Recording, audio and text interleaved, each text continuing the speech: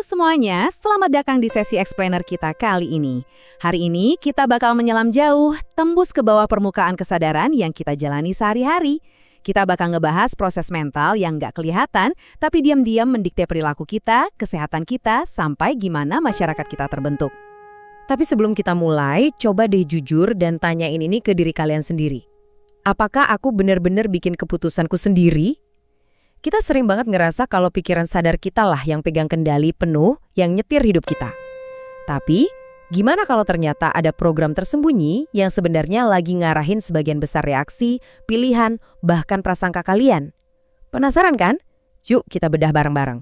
Kita masuk ke bagian pertama, mendefinisikan pikiran tersembunyi. Nah, buat paham gimana kendali tersembunyi ini kerja, kita harus tahu dulu struktur kesadaran kita. Biar gampang, bayangin aja sebuah gunung es.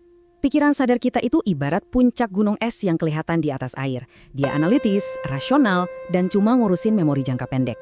Tapi di bawah permukaan air yang gelap itu, nah itu dia alam bawah sadar. Disinilah gudangnya emosi, keyakinan terdalam, citra diri, sampai memori jangka panjang kita ngumpul semua. Dan yang paling krusial buat diingat nih, alam bawah sadar ini seringkali diprogram tanpa kita sadari. Diprogram oleh siapa? Oleh orang tua kita pas kita masih kecil, oleh lingkungan masyarakat dan budaya sekitar kita. Dia selalu standby mempengaruhi tingkah laku kita tiap hari. Konsep tentang pikiran bawah sadar ini sebenarnya punya sejarah panjang. Istilah ini pertama kali muncul dari esai filosofis di tahun 1708 oleh John Norris. Terus, di tahun 1889, Pierre Janet bawa istilah ini ke ranah psikologi. Dia bilang, di balik cara kita mikir kritis, ada kesadaran kuat yang dia sebut pikiran bawah sadar.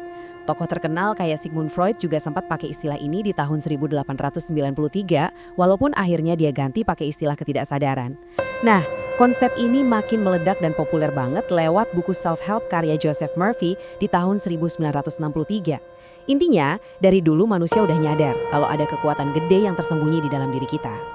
Lanjut ke bagian kedua, alam bawah sadar dan penyembuhan. Setelah kita tahu definisinya, mari kita lihat efeknya ke diri kita secara personal. Gimana sih program bawah sadar ini ngaruh ke kesehatan fisik dan emosional kita? Ada satu kutipan kuno dari Plato yang pas banget buat ini. Jika Anda ingin menyembuhkan tubuh, Anda harus terlebih dahulu menyembuhkan pikiran. Dan ini benar-benar akurat. Bayangin ada orang yang lagi berjuang banget ngelawan kecanduan makanan. Secara sadar mereka udah niat mau makan sehat dan olahraga. Tapi ujung-ujungnya gagal dan balik lagi ke kebiasaan lama. Kenapa coba? Karena mereka cuma ngobatin gejalanya aja di permukaan. Selama akar masalah emosional dan trauma yang nyangkut di alam bawah sadar itu dicuekin, siklus setan ini bakal terus berulang. Nah, salah satu cara brilian buat nyembuhin dari akarnya adalah lewat proses hipnoterapi.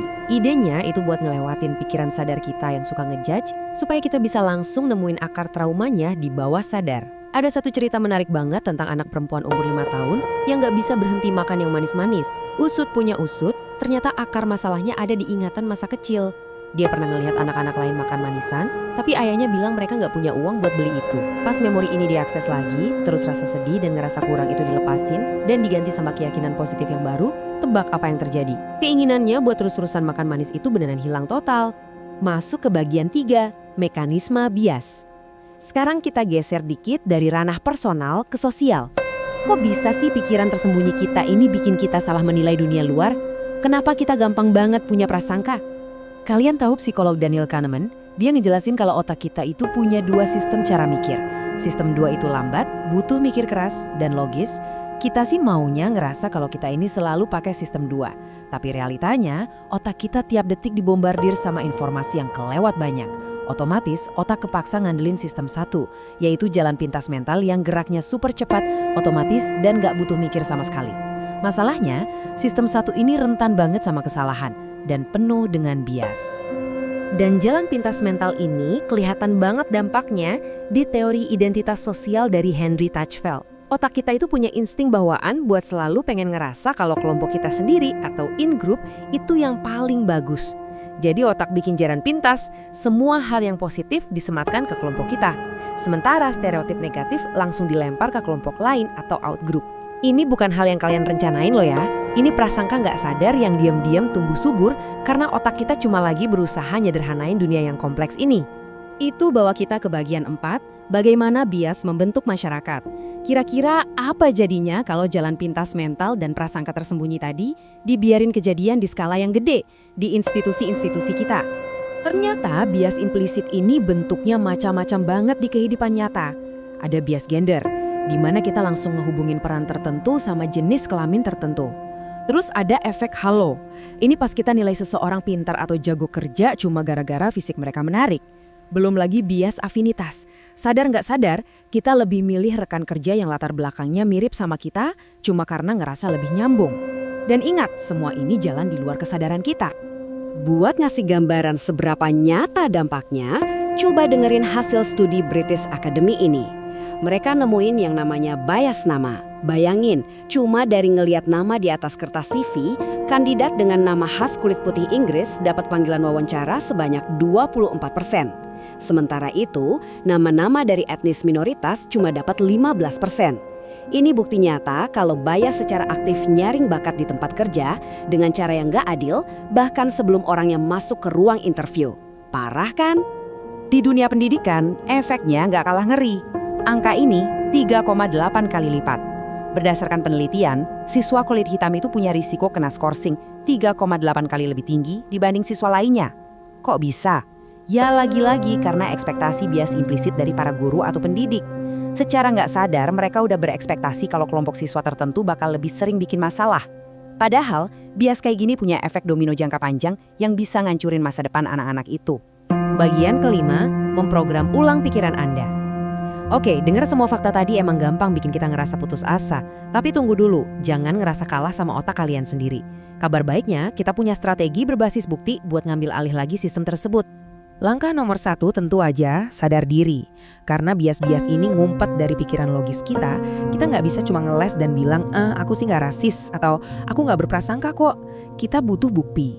Makanya ikut tes asosiasi implisit atau IAT itu langkah pertama yang krusial banget. Tes ini semacam diagnostik yang maksa kita buat ngaca dan ngelihat dengan jujur asosiasi bawah sadar apa sih yang sebenarnya bersarang di otak kita.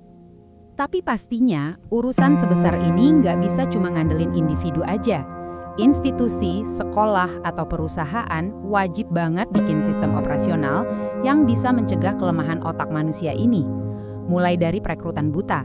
Jadi nama sama gender diilangin dari lamaran buat ngeblokir bias nama dan gender. Terus, pertanyaan wawancara harus distandarisasi, jadi semua orang dinilai pakai alat ukur yang sama. Plus, perusahaan juga butuh ngadain pelatihan empati buat stafnya biar mereka sadar sama prasangkanya sendiri. Lalu di tingkat personal apa yang bisa kita lakuin? Percaya atau enggak, kita beneran bisa nulis ulang program di kepala kita. Caranya, lewat latihan yang disengaja. Contohnya, ngelakuin meditasi cinta kasih dan aktif main atau berinteraksi sama orang-orang dari kelompok yang beda sama kita. Pas kita ngelakuin ini secara tulus, otak perlahan bakal mutusin pola lamanya. Kita bakal mulai ngelihat orang sebagai manusia seutuhnya, bukan cuma sekedar label dari kategori yang disederhanakan sama pikiran bawah sadar.